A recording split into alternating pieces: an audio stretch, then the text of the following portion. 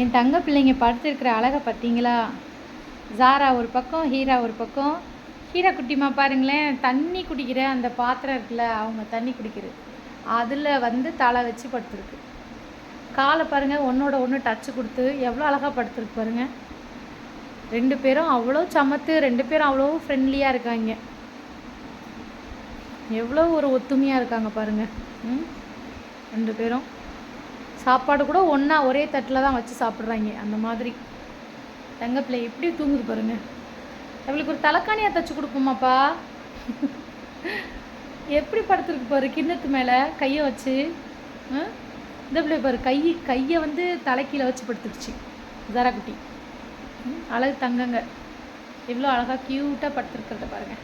தங்க பிள்ளைங்க நல்லா சாப்பிட்டாங்க, சாப்பிட்டு முடிச்சாச்சு. அதுதான் தூக்கம், சரியான தூக்கம்.